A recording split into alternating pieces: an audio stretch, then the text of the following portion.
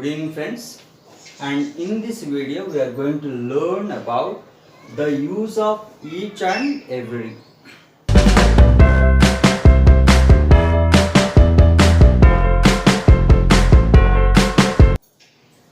So most of the time we think or we feel that these both have same meaning or these both will give same meaning, but there is a slight difference between these two words.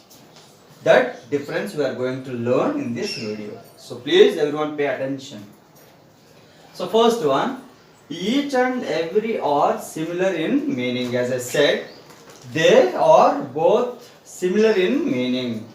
They give similar meaning, and each is used to refer to two or more people or things, while every is always used to refer to more than two people or things.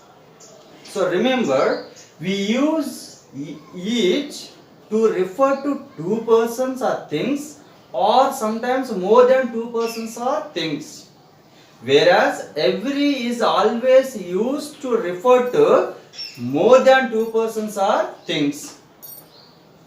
Okay, we won't use every to refer to two persons or things. That you need to understand. Then the second thing is, each refers to the individuality, whereas every refers to the total group. So when we use each, it refers to the individual of a person, and every it refers to the entire group or the total group. So now look at the examples. Each student was given a certificate. Next one, every student was praised by the teacher. Now here look at these two examples. Each student was given a certificate. When I say this sentence, each student was given a certificate, we are talking about the individuality of a person. And here every student was praised by the teacher. So when I say every student was praised by the teacher, here all the students in that group or the entire group. So it is the meaning of that. Every student was praised by the teacher. Then the second thing is, when each is used as pronoun, we use of after it. After it means after each. So here I have given examples. Each of the two girls gets a prize. Second one, each of the boys was selected. Now here I have written each is used to refer to two persons or things, or more than two persons or things. That can be seen here.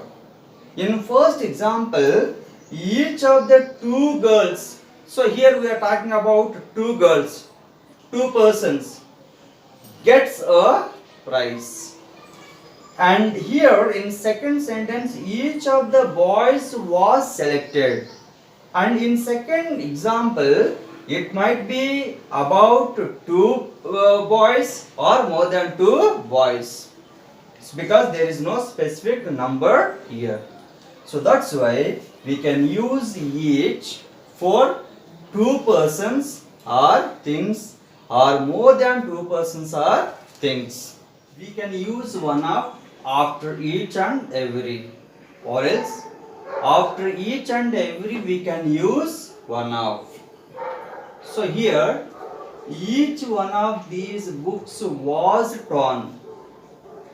So here we have used one of, and every one of those eggs was spoiled. Next one, each and every can also be used jointly or together. So sometimes we can use both of these in the sentences. So here each and every student received a prize. So when I say each and every student received a prize, I am talking about more than two people, not only two people.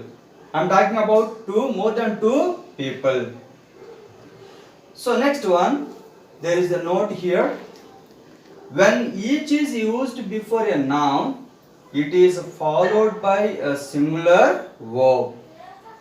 So generally, when each comes before a noun, we are supposed to take or use singular verb. Here, each student has been given a prize. And in this example, student is a noun, and before that we have used each. So that's why the verb is a singular. Has is a singular verb. The second one, when each is used after a plural subject, it takes a plural verb. And look at the example here. They each have their own email address. So in this sentence again, they is the subject and that is plural subject, and that's why here we have used a plural verb. Have is plural verb. But when it comes to every, see here, every is always followed by a singular verb only. We will not take plural verb. When we use every in a sentence, we use always a singular verb. Now look at the example here. Every student in the class is intelligent. So here the verb is singular, is. We should not say or, because we are using every. So we need to remember this one. And even once look at here, look at the examples. Each one of these books, and we think that the subject is here plural, and we sometimes use a plural verb there, but that is wrong. Was torn, because here the subject is each, and here also the subject is every. Every one of those X was, but not were.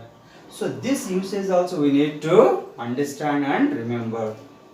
So like this we have the usage of each and every, and if you don't understand, once again you listen to this video, then definitely you will be able to understand this usage. So thank you very much for watching this video.